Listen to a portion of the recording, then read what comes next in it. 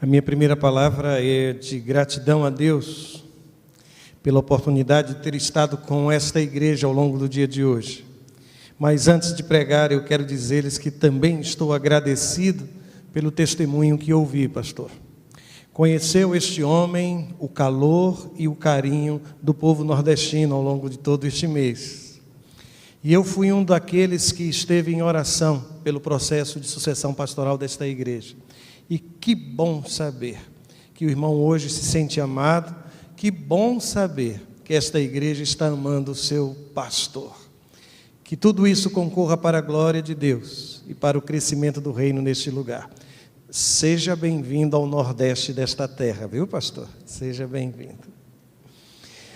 Eu disse hoje pela manhã que, ao longo da reflexão de hoje à noite, eu estaria falando sim sobre um segundo desafio para a igreja em nossos dias. E eu anunciei antecipadamente que este desafio é o desafio do acolhimento. Eu não sei o que você enxerga quando vê as pessoas à sua volta, mas em alguns momentos a sensação que tenho é provavelmente a mesma que Jesus teve em seu tempo, quando ele olhou uma multidão e viu naquela gente um povo que não tinha pastor. Nós vivemos intensamente a dor e o luto. Alguns processos, alguns ciclos ainda não foram fechados. Temos à nossa volta gente que ainda sofre, e o medo parece que ainda encontra espaço em nossos corações. Se há um clamor nas ruas, é o clamor por ser acolhido, abraçado. E é por essa razão que eu quero convidar você a fazer comigo a leitura de Atos capítulo 9. Pretendo ler os versos de 8 a 18. Atos capítulo 9, versos de 8 a 18.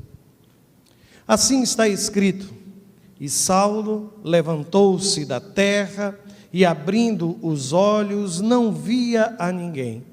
E, guiando-o pela mão, o conduziram a Damasco. E esteve 3 dias sem ver, e não comeu e nem bebeu. E havia em Damasco um certo discípulo chamado Ananias, e disse-lhe o Senhor em visão: Ananias. E ele respondeu: Eis-me aqui, Senhor. E disse-lhe o Senhor: Levanta-te e vai à rua chamada Direita, e pergunta em casa de Judas por um homem de Tarso chamado Saulo, pois eis que ele está orando. E numa visão ele viu que entrava um homem chamado Ananias, e punha sobre ele a mão para que tornasse a ver.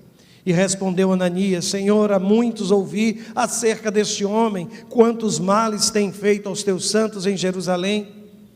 E aqui tem poder dos principais dos sacerdotes para prender a todos os que invocam o teu nome.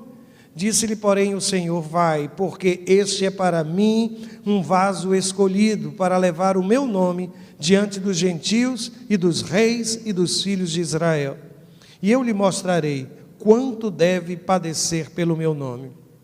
E Ananias foi, e entrou na casa, e impondo-lhe as mãos, disse: Irmão Saulo, o Senhor Jesus, que te apareceu no caminho por onde vinhas, me enviou para que tornes a ver e sejas cheios do Espírito Santo.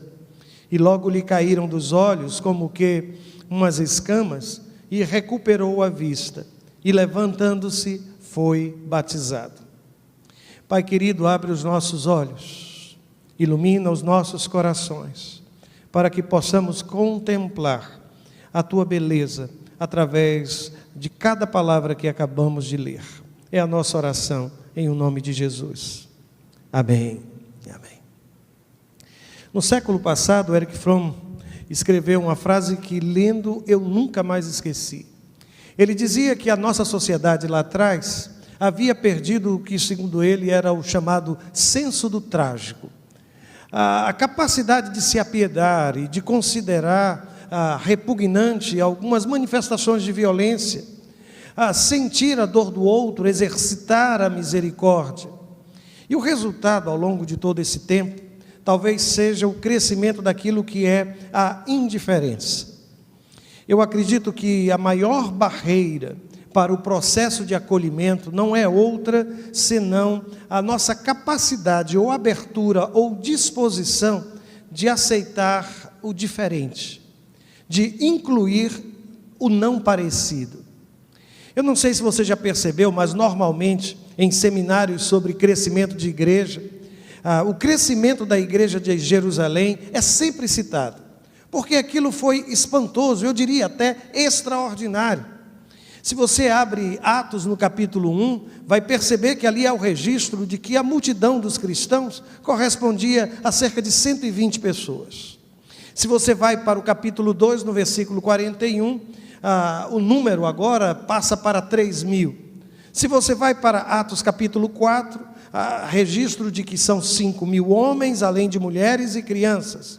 Se você abre no capítulo 5, no versículo 14, não há mais números, o que se diz é que havia uma multidão de crentes. E se observar o que está escrito em Atos capítulo 6, verso 1, o que você vai ver é o registro de que houve uma multiplicação do número dos discípulos.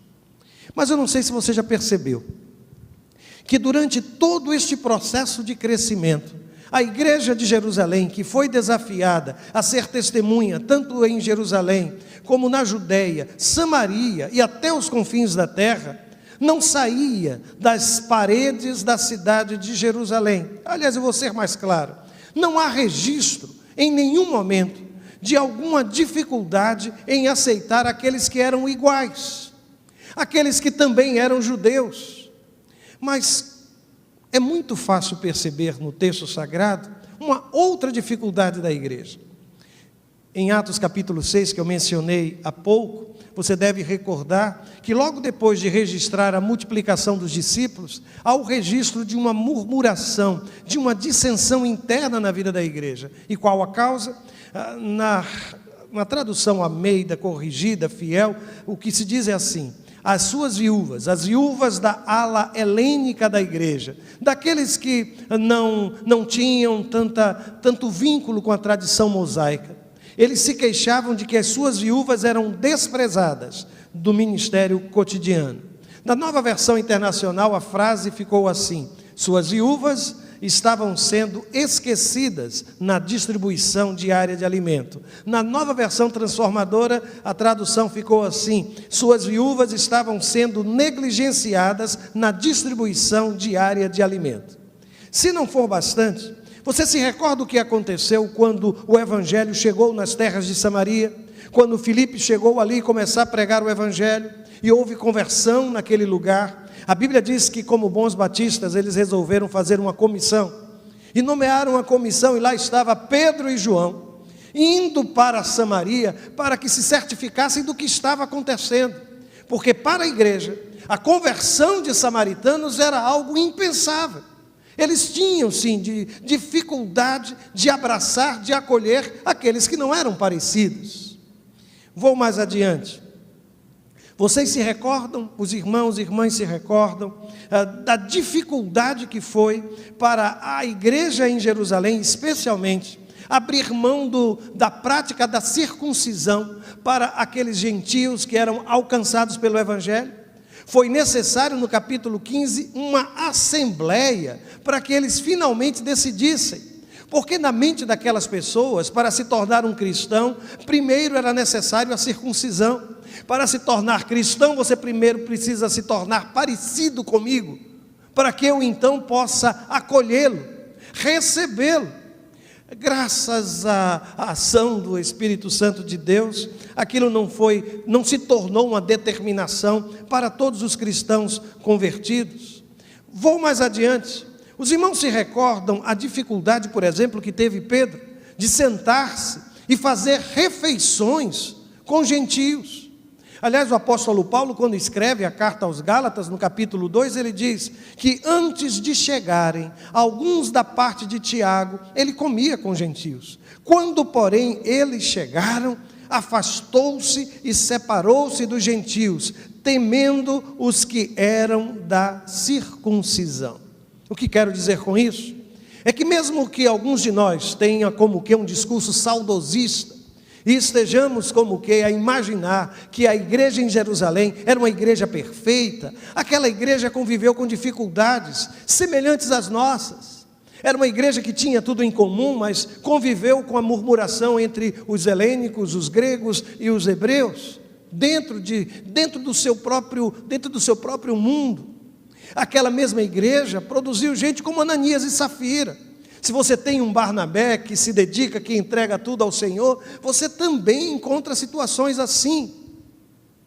E aqui eu quero repetir: a igreja é hoje desafiada a acolher os não típicos.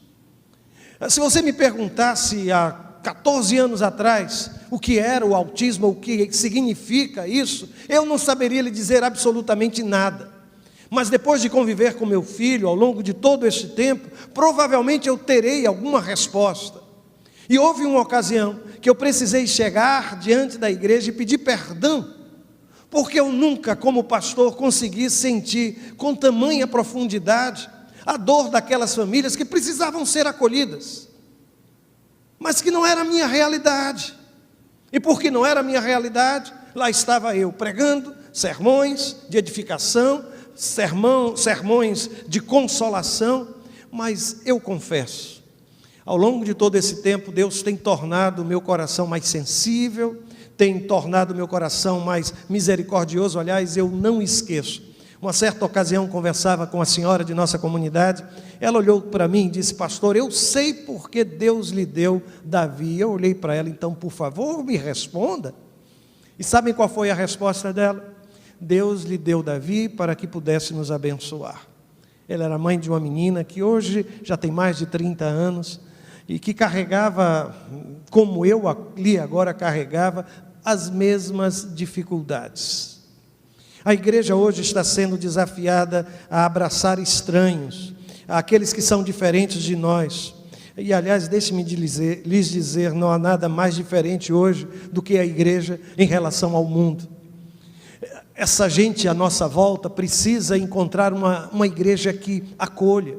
E eu preciso pedir perdão a todos os meus irmãos e irmãs por lágrimas que foram derramadas sem que ninguém se aproximasse, sem que Ananias batesse na porta e dissesse: Paulo, eu vim orar com você, eu vim clamar ao Deus eterno pela sua vida.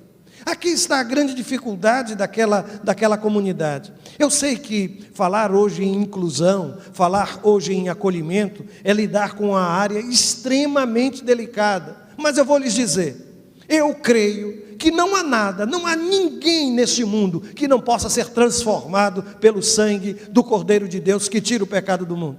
Eu creio firmemente nisso, irmãos. Eu creio que Deus pode transformar.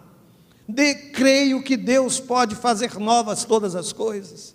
Mas, apesar de acreditar, talvez, como você, eu carrego todas as minhas reservas. E como é difícil abraçar, acolher aquele que é diferente. E eu vou ser muito claro no que digo, e vou fazer lendo a palavra, antes que impeçam que textos como esse possam ser lidos. Eu estou falando do texto da primeira carta aos Coríntios, no capítulo 6, versos de 9 a 11, e eu vou fazer a leitura na Nova Versão Internacional. Escutem o que está escrito. Paulo escreve dizendo assim: vocês não sabem que os perversos não herdarão o reino de Deus? Não se deixem enganar, nem imorais, nem idólatras, nem adúlteros, nem homossexuais passivos ou ativos, nem ladrões, nem avarentos, nem alcoólatras, nem caluniadores, nem trapaceiros herdarão o reino de Deus. Assim foram alguns de vocês, mas vocês foram lavados, foram santificados, foram justificados no nome do Senhor Jesus Cristo e no Espírito de nosso Deus. Vou fazer apenas 2 observações à luz desse texto. Primeiro, eu quero que você perceba de uma vez por todas que a regeneração precede a inclusão. Isso é tão simples. Notem as expressões usadas nesse texto: foram lavados, foram santificados, foram justificados. E mais, se você desejasse encontrar um caluniador, um avarento, um alcoólatra, um ladrão, eu lhe diria: procura na igreja de Corinto. Por quê? Porque o texto diz assim: assim foram alguns de vocês. Aquela gente, ela sabia exatamente todo o drama vivido por pessoas assim, porque um dia eles passaram por aquelas mesmas situações. O grande problema, talvez o grande desafio de todos nós, é deixar de ser o filho pródigo sem se tornar o filho mais velho. É não esquecer o nosso próprio passado. O Oscar Wilde tem uma frase em que ele diz que todo santo tem um passado. Todo santo. E todo pecador tem um futuro. Todo pecador tem um futuro. É por isso que, se você quer encontrar um pecador, entre por essas portas. Se você quer encontrar um pecador, entre por essas portas, porque todos nós somos pecadores lavados, justificados, regenerados pelo sangue de Jesus. A igreja precisa exercer uma postura de acolhimento. Eu vou lhes dizer, já observaram que a perseguição à igreja, descrita lá no capítulo 8, ela serviu, eu vou usar essa expressão, como despertamento espiritual. Algum tempo atrás eu estive com os nossos irmãos cubanos, e eu lembro que a grande preocupação daqueles com quem convivi durante dias e dias, quando falávamos sobre o governo, as limitações, eles diziam que tinham muito medo de que a igreja experimentasse a liberdade, de que a igreja tivesse a possibilidade de consumir tudo o que desejava, porque eles tinham medo de perder o essencial da vida e da fé. Eu ouvi isso. É por isso que, quando eu leio esse texto, sabe o que é que eu observo? É que Deus, Ele usa quem Ele quer, do jeito que Ele quer, quando Ele quer. A igreja em Jerusalém estava tão confortavelmente, a igreja estava crescendo, a igreja estava acolhendo os parecidos, os semelhantes, os iguais, mas desde o início eles ouviram. Jesus foi muito claro, eles precisavam ser testemunhas fora daquele espaço confortável. E aí vem a perseguição sobre a igreja. E lembre-se que a perseguição foi começa a partir do apedrejamento de Estevão. E Estevão é um representante, não daquela ala hebraica, apegada às tradições mosaicas, mas ele é um dos 7, um daqueles que foi escolhido para exercer aquilo que hoje chamamos de diaconato, ou identificamos pelo menos como diaconato. Está escrito. É interessante porque, quando vai registrar, capítulo 8, verso 1, Lucas diz assim, que todos, exceto os apóstolos, foram dispersos pelas regiões da Judeia e de Samaria. E eu não sei se você já se perguntou, mas por que os apóstolos permaneceram? Não parece razoável que a igreja seja perseguida e que os apóstolos permaneçam em Jerusalém. É simples, porque o discurso não era o discurso de abraçar e acolher os diferentes. E aquilo não era uma ameaça para as autoridades judaicas, porque eles iam, de alguma forma, preservar os costumes de sua gente, de seu povo. Isso é tão curioso, porque há o registro, Lucas faz isso em Atos 11, verso de número 19, dizendo o seguinte, que os que tinham sido dispersos por causa da perseguição desencadeada com a morte de Estevão, chegaram até Fenícia, Chipre e Antioquia. E você vai dizer, que maravilha, pastor. E então eles começaram a pregar o evangelho. Observe o que continua o texto a dizer, anunciando a mensagem apenas aos judeus. Ainda estavam dominados por essa coisa de abraçar o parecido, o igual. Aí aparece um louco, um dos 7, e o nome dele é Filipe. E aí a Bíblia diz que Filipe também foi disperso, e ele vai, diz o texto sagrado, para o território de Samaria, e ali ele tenta se esconder, porque um judeu não vai para território samaritano, nem mesmo que seja, ainda que seja para perseguir um cristão fugitivo. Mas ele está em Samaria, e o que ele faz em Samaria?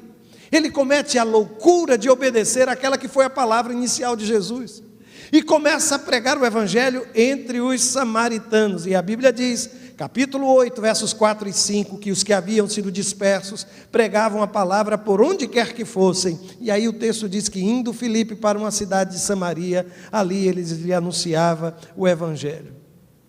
Foi essa gente, foi gente como Filipe, que finalmente abriu as portas da igreja para os samaritanos. Foi gente como Filipe que, gente assim, parece funcionar como um abraço de Deus, dizendo: venha, que a palavra e o evangelho, a salvação também é para você. Isso é tão importante, porque não somente isso, você se recorda qual foi a igreja no Novo Testamento que iniciou as viagens missionárias, que separou Paulo e Barnabé para as viagens missionárias? Não foi a igreja em Jerusalém. Qual foi a igreja? A igreja em Antioquia. E quem era a igreja em Antioquia? Uma igreja de gente dispersa. Aliás, eu vou dar aqui a relação, há um relatório da secretaria daquela igreja em Ata, no capítulo 13, verso 1, sobre a composição da liderança. E eles dizem: olha, na igreja de Antioquia havia profetas e mestres. E aí começa a mencionar Barnabé. Quem canta a música Barnabé sabe de onde ele era natural. Barnabé, natural. Eu sabia que os irmãos tinham conhecimento disso. Eu tenho alguém que nasceu em Chipre. Aí depois, Simeão, chamado Níger. E muitos entendem que essa palavra Níger quer dizer negro, que provavelmente seria um africano. Aí depois o texto fala de Lúcio, lá de Cirene, para muitos talvez seja a descrição do próprio Lucas. Manaém, que fora criado com Herodes, o tetrarca. Consegue perceber a diversidade da igreja de Antioquia?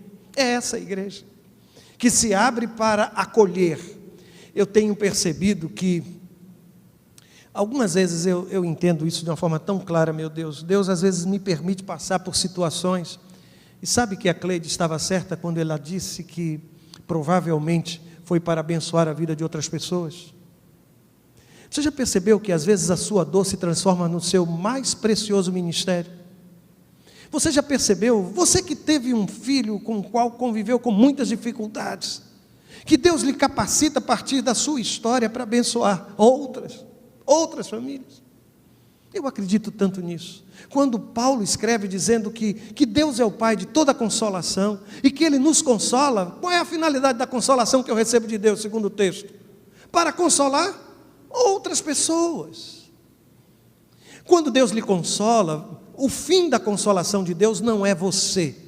Ele não quer colocar somente um sorriso no seu rosto. Ele quer que seu sorriso seja contagiante e que a partir da sua experiência de dor, você possa estender finalmente os seus braços e abraçar aqueles que estão à sua volta. Lá está a igreja em Antioquia, lá está Filipe falando de Jesus aos samaritanos, e com o desejo de alcançar o mundo dos confins da terra.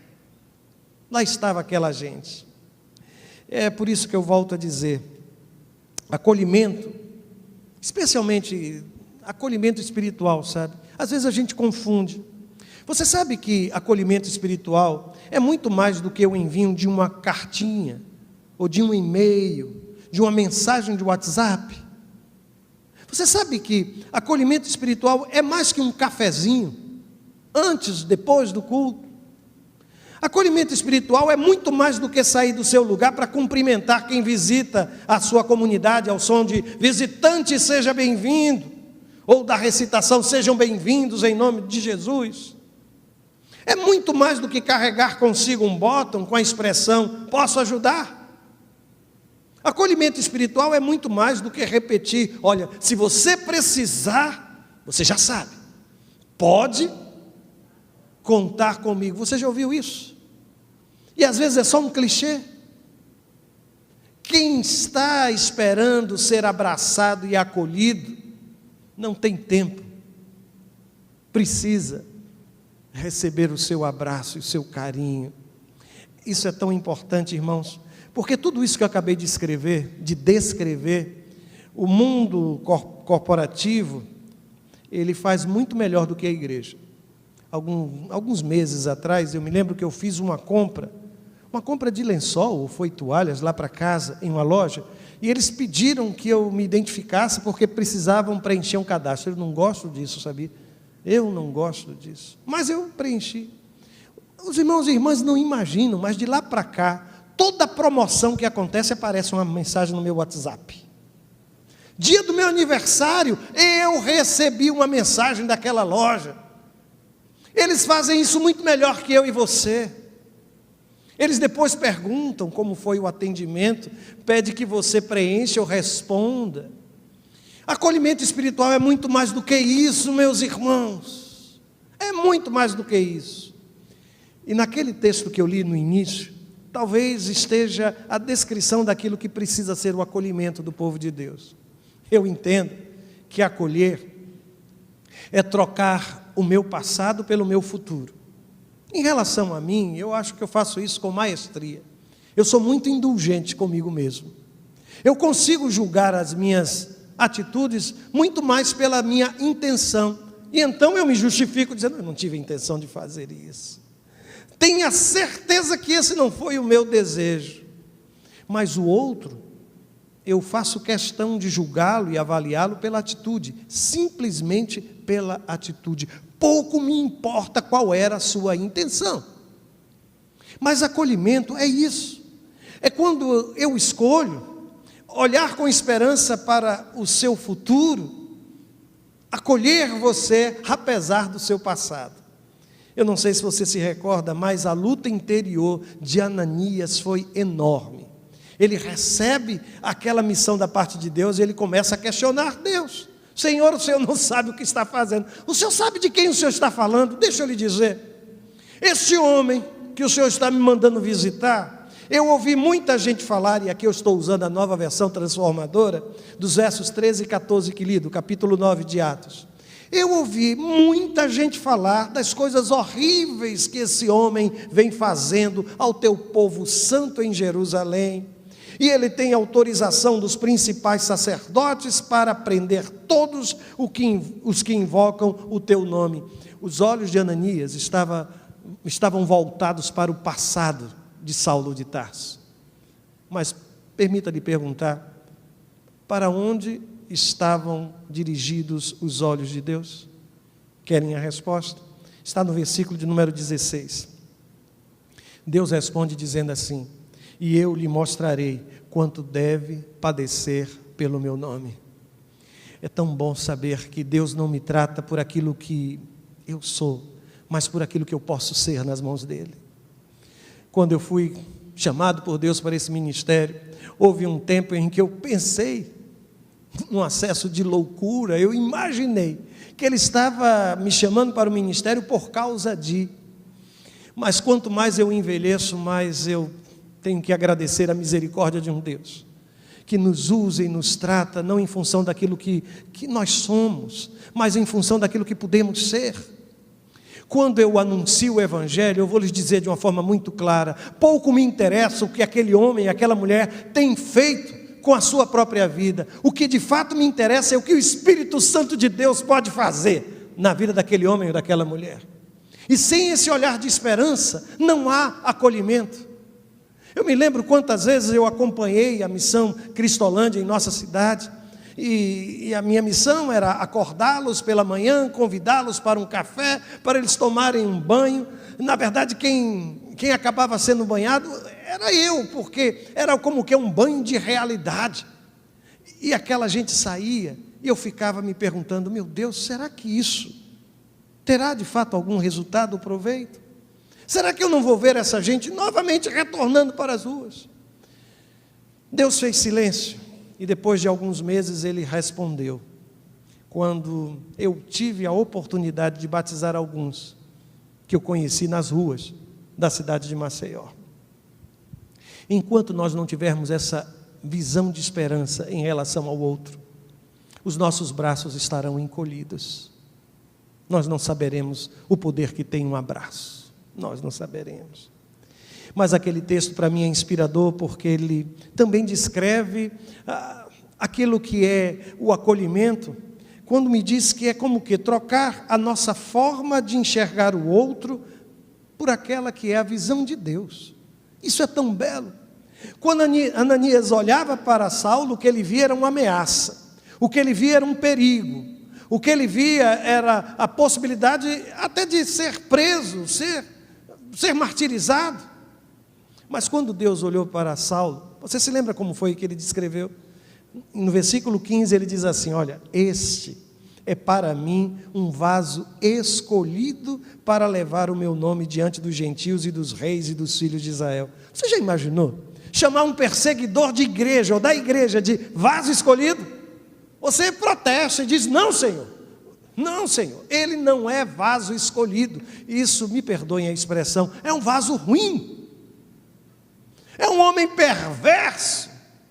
Como eu posso imaginar que um homem como esse possa ser usado por Deus?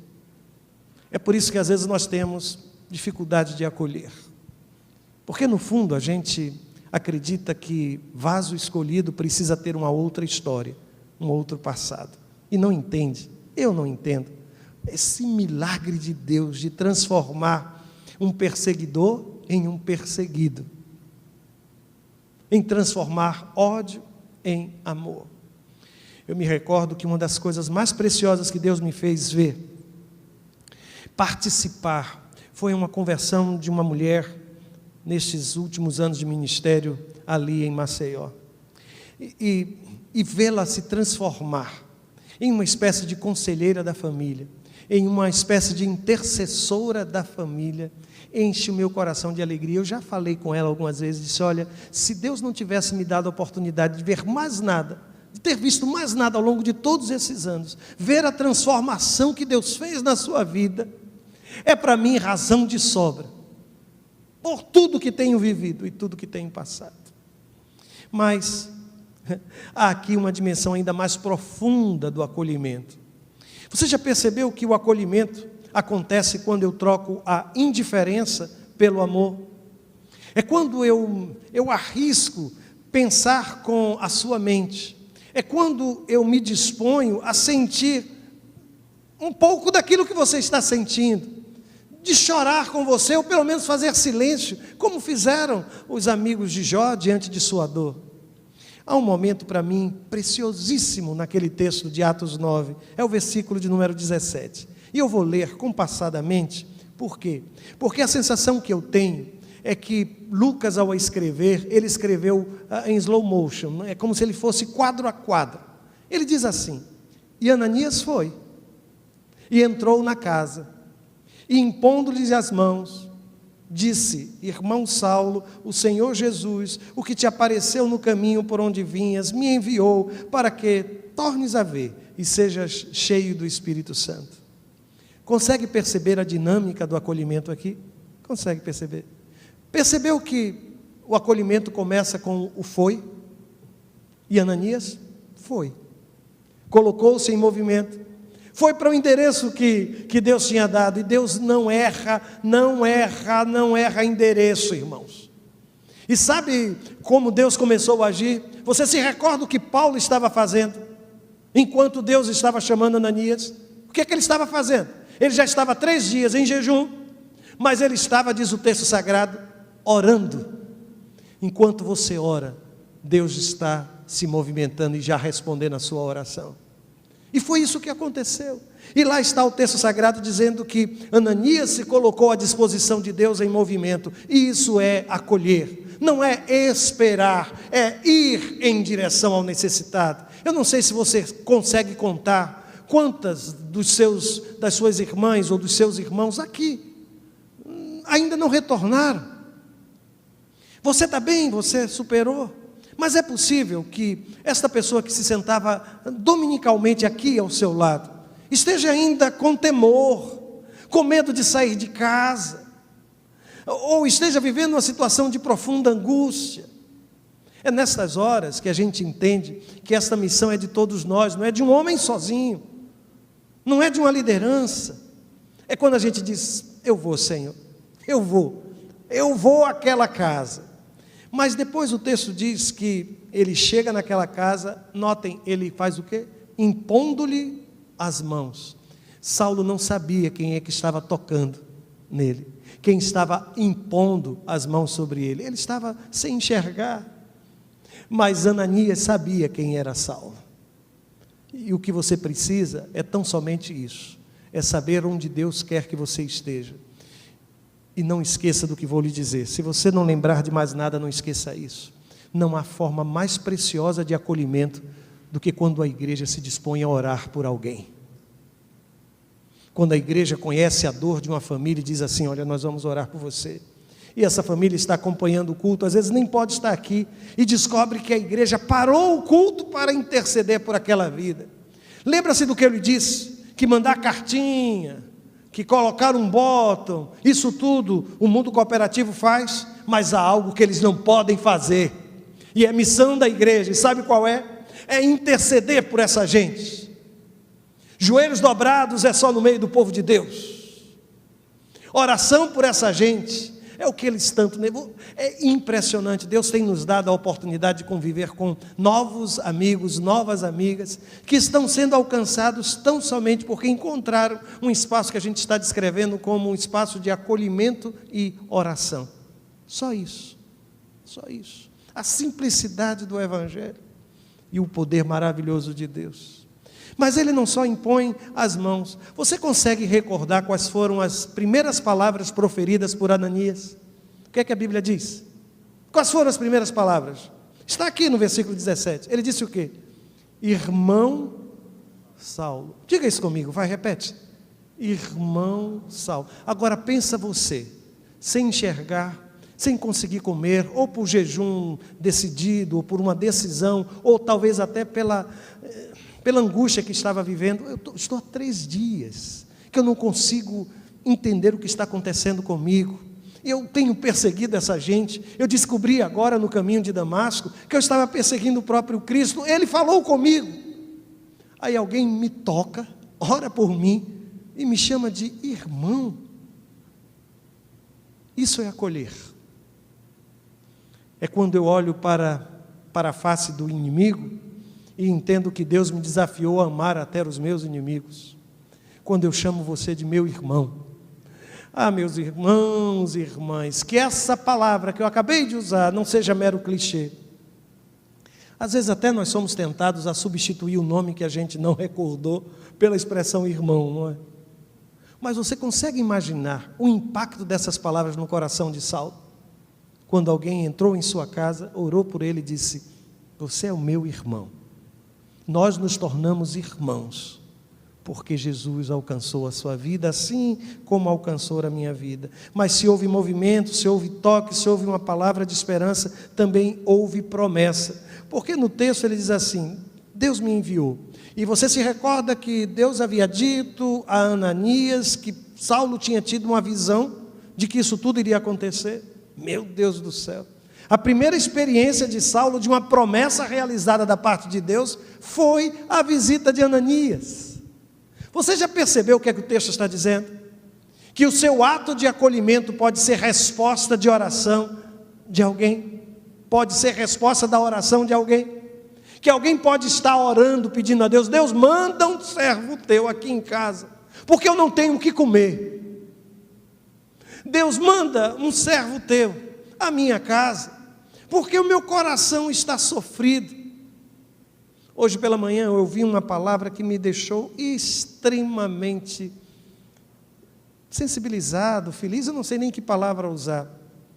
Eu tomei a iniciativa de fazer uma ligação, e essa pessoa olhou para mim e disse: você não sabe, pastor, o quanto aquele telefonema, com mais de 200 quilômetros de distância que nos separavam, fez bem à minha vida. Eu vou dizer de novo para que você entenda de uma vez por todas: quando você acolhe alguém, você está sendo resposta de Deus ao clamor daqueles que estão à nossa volta. A igreja precisa ser a resposta, irmãos.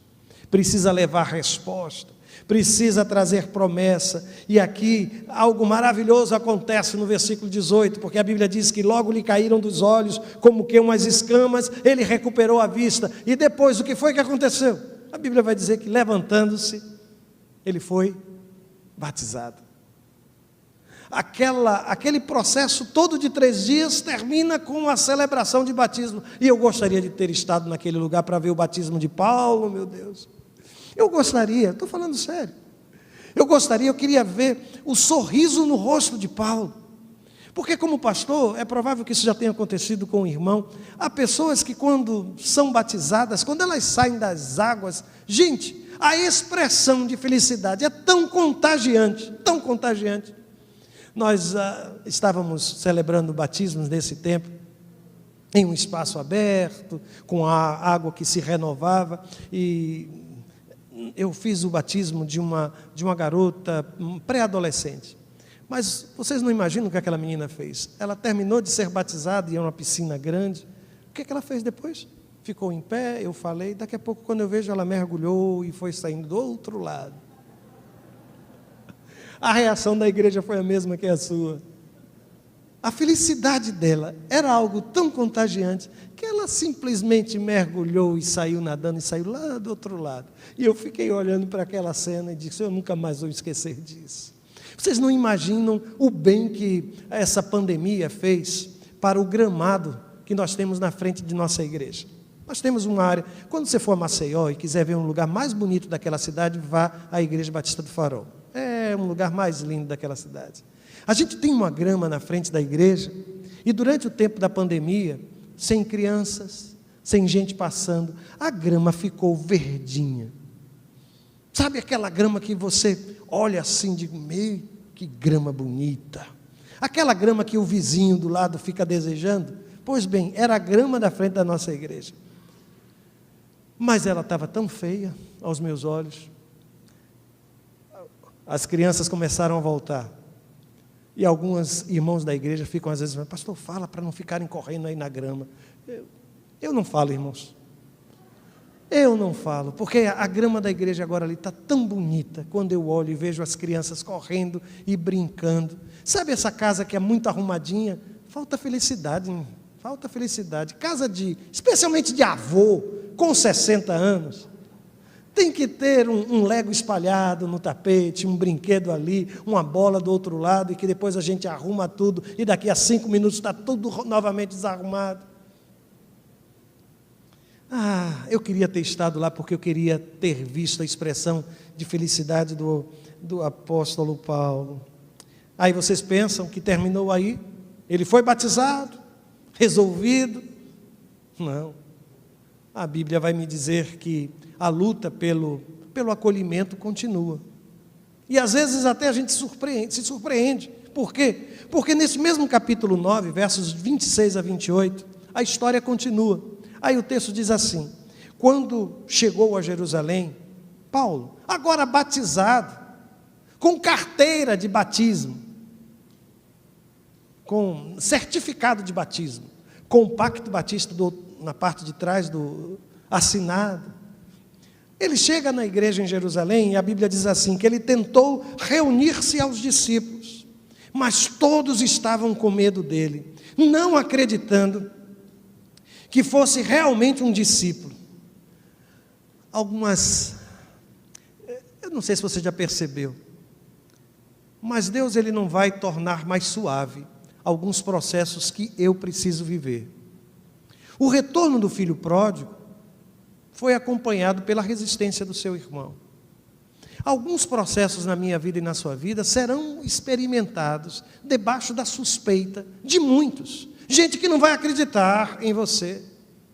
E às vezes gente do povo de Deus, porque é espantoso, porque o texto vai dizer assim, que então Barnabé o levou aos apóstolos e lhes contou como no caminho Saulo vira o Senhor que lhe falara, e como em Damasco ele havia pregado corajosamente em nome de Jesus. E aí o texto diz que Saulo ficou com eles e andava com liberdade em Jerusalém, pregando corajosamente em nome do Senhor.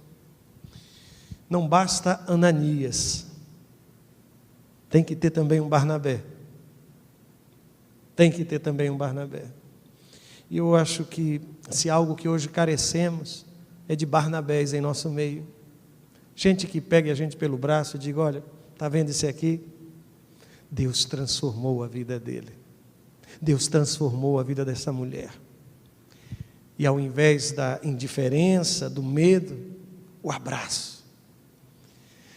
A igreja em nossos dias precisa ser esse lugar de alento, de acolhimento. Que o desespero das pessoas à nossa volta encontrem a consolação dentro das nossas portas. Que a dor daqueles que hoje choram o luto, choram a perda, possa receber o abraço do povo de Deus.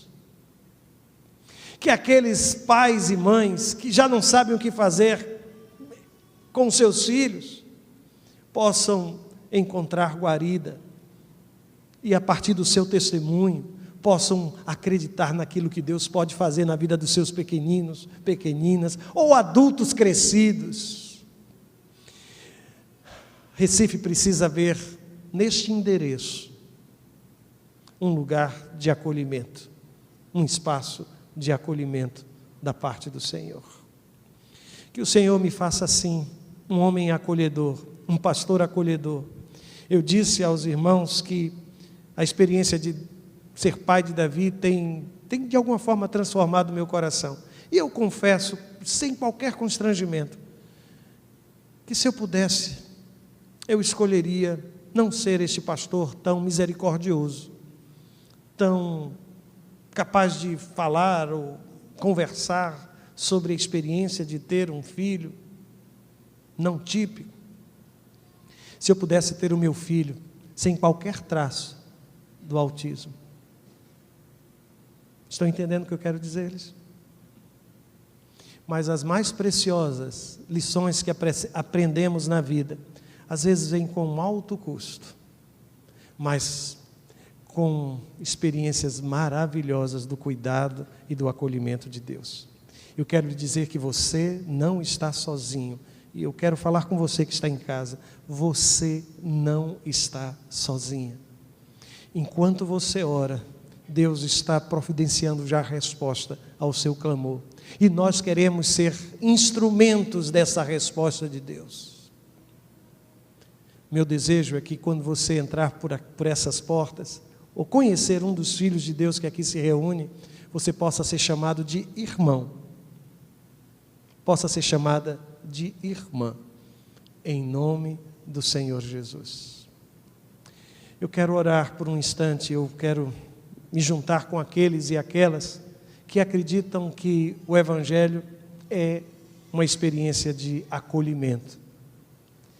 Eu não sei se você tem tido dificuldades, aliás, eu não sei se você é o Saulo, esperando que alguém bata na sua porta para orar por você. Eu não sei se você é o Ananias, que tem sido desafiado a vencer os seus preconceitos e lidar com situações que escapam ao seu entendimento. Eu não sei se você é o Barnabé, que no exercício da liderança tem percebido pessoas no meio desta casa, com dificuldades de se integrarem no meio do povo de Deus. Eu não sei se você é aquele que receia, porque você não está entendendo o que Deus está fazendo na vida de alguém. Eu não sei, mas o que eu vou pedir é que Deus faça do meu coração um coração acolhedor. E se você quer isso também, junte-se a mim em oração nesse instante.